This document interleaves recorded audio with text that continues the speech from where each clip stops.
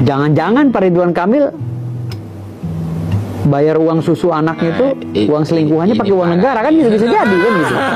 Selama ini, perlu diusut tuh kan gitu. Jangan-jangan ada uang kenakalan lagi di Pemprov Jawa Barat kan gitu. Jadi perlu diusut juga oleh Kejaksaan Agung. Kenapa bisa ini?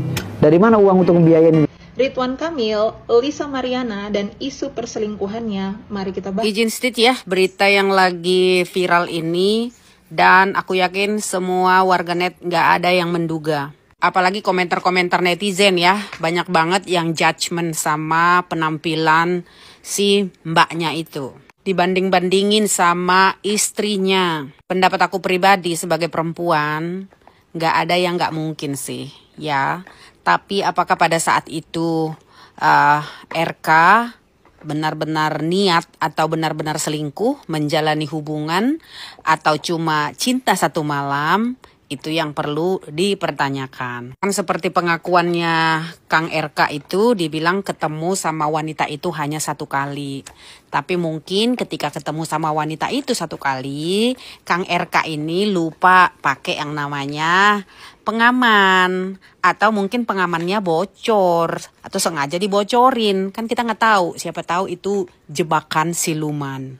Kan untuk menjadikan 9 bulan itu nggak melihat daripada kuantitas pertemuannya, tapi dari kualitas pertemuan tersebut. Jadi meski pengakuannya ketemu cuma satu kali, bisa jadi satu kali itu ternyata tertinggal setetes di dalam. Jadilah 9 bulan. Jadi kalau memang betul nih ya, dari pengakuan Kang RK ketemunya 4 tahun lalu itu cuma satu kali dan membawa masalah ini sekarang, bisa jadi memang pada masa itu antara dia hilaf atau memang si perempuan ini sengaja menjebak dia. Kita kan nggak tahu apakah pengamannya bocor, dibocorin, atau lupa angkat. Kita nggak pernah tahu.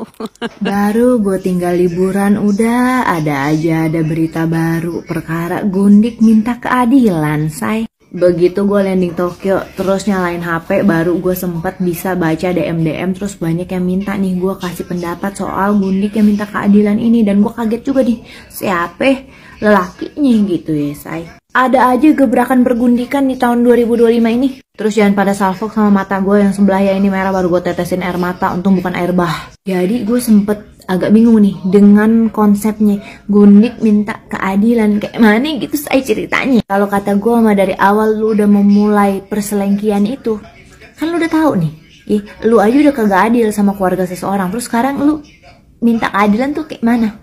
Memang dari awalnya, dari nasib lu ya, udah awalnya lu dijadiin Gundik aja tuh, lu udah bakal diperlakukan tidak adil. Terus sekarang kenapa lu jadi minta keadilan? Lu siapa? Lu udah laga lu udah kayak istri sah, istri sah aja belum sakit hati, belum sempat minta keadilan, udah sakit hati. Terus sekarang lu yang minta keadilan, mungkin lu jauh. Kenapa gitu maksud gue? Lu bisa kepikiran minta keadilan, lu aja udah minta maaf belum? Kenapa makin kesini pergundikan ini makin malah pada kagak tahu diri gitu ya, say? Kalau lu katanya urusan anak kayak segala macem ya, itu urusan anak harus apa sih namanya diperjuangkan begitu ya. Tetep aja ya, anak tuh kan juga kagak sah. Bagaimana lu bisa minta keadilan coba? Kan dari awal lu udah tahu nih, lu sama si laki udah tahu nih berbuat kesalahan, berbuat dosa. Lu berdua emang dajal kan ya? Kan seharusnya dari awal lu berdua udah tahu nih, kalau lu ngelakuin hal tersebut konsekuensinya apa? Bisa ke arah apa? Bisa juga punya anak, ya kan? Kalau emang lu sebagai emak, ya, atau waktu saat itu belum jadi emak lah ya, tapi kan lu udah tahu nih, bisa ada kemungkinan terjadi gitu ya. Lu udah mikir, lu kagak mungkin lu ngelakuin. Dengan lu ngelakuin begitu, dan akhirnya jadi ini anak lu aja udah berbuat tidak adil buat anak lu. Udah, mendingan menurut kata gue mah ya, para gundik-gundik ini udah kagak usah pada sok-sok mencari keadilan daripada gue cabein tuh lobang lu. Bukan mulut lu lagi, bukan mata lu lagi, lobang lu gue cabein. Biar pojotan-pojotan lu. Gue tahu emang kagak ada salahnya nih anak Nih anak kagak salah, kagak minta dilahirin dari lu, kagak minta maksudnya kagak minta untuk dihasilkan dari benih lu berdua, ya kan? Dari benih yang sama-sama haram. Cuman ya udah jadi bubur. Ya sekarang gimana ceritanya lu orang aja nih? Gimana nih yang terbaik buatnya anak? Urusan lu berdua, lu orang yang berbuat dosa, ya kan?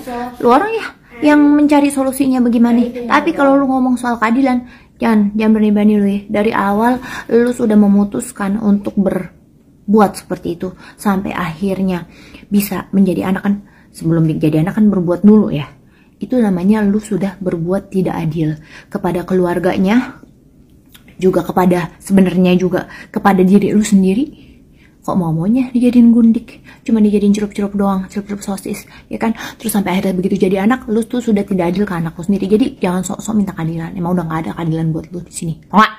Nah, ini adalah konten yang kalian tunggu-tunggu netizen ini. Mari kita rujak kok. Soal pembahasan yang sedang hot saat ini, sedang panas. Wow, tentang Gudik, pelakor yang selingkuh dengan seorang pejabat negara. Oke. Kita akan ambil hikmah dari kejadian ini ya. Hikmahnya apa? Yang aku lihat ini ya. Ini perempuan ingin mendapatkan lelaki sukses kaya raya, melintir dan tajir. Ya, yang punya jabatan dan reputasi, tapi caranya salah. Salah caranya, ya. Ini gue kasih tahu ya, buat kalian perempuan, kalau kalian pengen dapat lelaki yang kaya raya, melincir, punya jabatan, reputasi, apalagi punya jabatan, tampilan kalian tolong diperbaiki dulu. Kalau tampilan kalian yang begitu ya, terlalu vulgar, terlalu buka-buka, apalagi profesi kalian itu kayak begitu ya, konten-konten dewasa begitu, lu nggak bakal diambil jadi istri. Gak bakal, lu cuma untuk dicicip doang ya. Karena itu apa karena lelaki ini jahat? Tidak. Itu karena lu sendiri yang membuat, lu sendiri yang memancing melalui pakaian lu itu yang terlalu vulgar, yang terlalu lu nampakkan semua bentuk-bentuk badan lu nampak, lu buka semua dari bawah sampai ke atas, nampak semuanya. Kacau. Seperti yang aku jelaskan ya, namanya laki-laki, dia pasti pilih perempuan yang terbaik untuk dijadikan istri sah, ibu dari anak-anaknya. Mesti dia cari yang bener deh. Gak mungkin yang model kayak tampilan kayak Ronte dijadiin istri sama pejabat, itu gak mungkin. Paling buat diicip doang. Lu mesti ngerti loh hal ini loh. Aku sering ulang-ulang memberikan edukasi gitu loh. Kalau lu mau berbuat begitu, lu harus terima resiko lu. Gak mungkin orang-orang seperti ini jadiin lu istri, gak mungkin. Lu jangan bermimpi gitu loh, ngerti ya? Jangan kalian tuh ya jadi orang terlalu jahat, menghalalkan segala cara untuk mendapatkan keuntungan, menghalalkan segala cara ya untuk mendapatkan uang, sampai lu mengorbankan anak lu sendiri. Lu minta kita orang mengasihanin anak hasil perselingkuhan kamu, hasil dosa kamu minta itu, kamu ingin memperjuangkan anak itu siapa yang berbuat? Yang ngebuat anak itu siapa? Kamu gitu loh. Terus kamu kirain kamu ngelahirin anak dari dia, lu bakal dinikahin? Gak mungkin, 1000% gak mungkin gitu. Itu menyangkut reputasi dan harga diri laki-laki. Perempuan kayak lu tuh gak mungkin dijadiin istri ya oleh orang yang punya jabatan, apalagi reputasi, gak mungkin loh. Kacau. Lu lihat istri sahnya itu baik, soleha, sopan, rapi, itu baru idaman para lelaki sukses yang punya reputasi dan jabatan. Mereka gandeng istri seperti itu, baru mereka punya harga diri dan martabat. Kalau dia gandeng istri kayak lu, ya elah, jangan jadi istri, jangan jadi istri kedua, jadi simpenan aja dia malu nyimpen lu, makanya terakhir lu dibuang. Kecuali dia nyimpen kamu terus lu bertobat, lu pakai baju yang sopan yang rapi seperti istri sahnya, kemungkinan lu dijadiin istri kedua. Tapi bentukan lu kayak gitu, gimana orang mau nikahin lu jadi istri? Hah? Orang juga takut ngelihat lu kayak gitu bentukannya. Orang juga mikir, emang iya itu anak gua, jangan-jangan bukan anak gua. Gimana orang mau percaya lu perempuan baik-baik, sementara tampilan lu aja nggak kayak perempuan baik-baik gitu loh.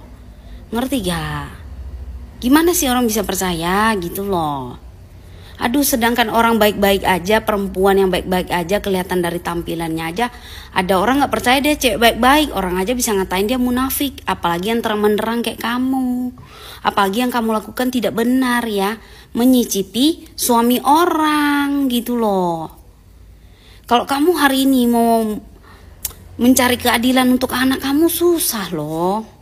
Susah, serius lah. Akulah yang aku juga seorang ibu nih memperjuangkan anak aku yang sah di mata hukum aja repot kali gitu loh.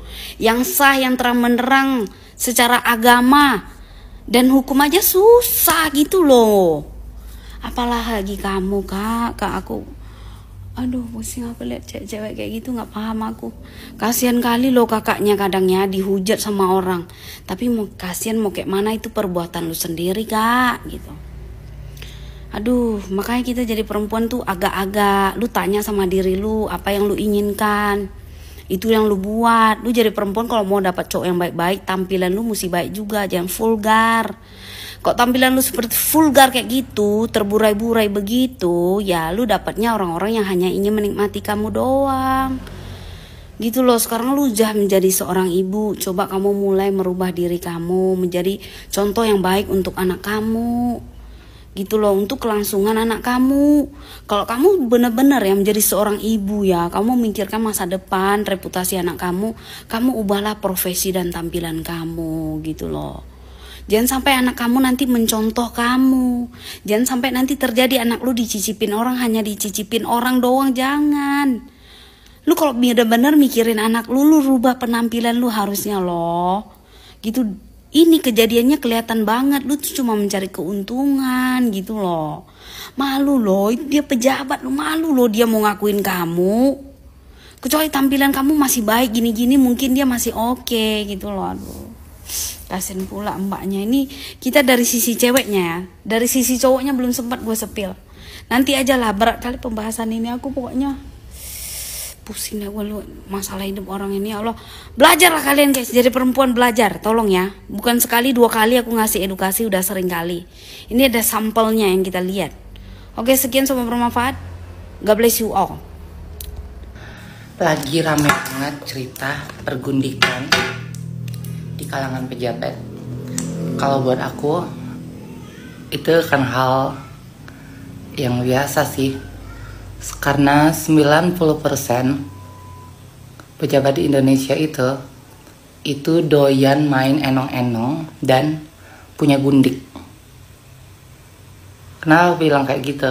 Karena aku tahu di lingkungan-lingkungan mereka banyak teman-temanku juga yang menjadi gundik, menjadi enang-enang mereka, seperti itu ya. Dan permasalahan Pak Ridwan Kamil ini, aku ke Pak Ridwan Kamilnya dulu. Aku acungin jempol karena dia mengakui, pas di saat klarifikasi dia mengakui dia pernah ketemu. Dan kalau kita simpulkan dari statementnya dia, berarti dia pernah nganu-nganu gitu kan. Tapi bagus, dia gentle untuk mengakui, nggak menutupi. Nah, dia gentle mengakui, nggak menutupi, sehingga kalau kita mau beropini, kita masih beropini. Ada sisi positifnya dari Pak RK. Tapi kalau misalkan untuk dari sisi si gundik, hanya ada beberapa pertanyaan buat dia. Apa yang lu cari? Pengakuan. Lu udah tahu kan resiko menjadi gundik seperti apa? Apa karena mencari kesempatan? Karena si pejabat ini orang yang terkenal gitu kan, pejabat yang terkenal.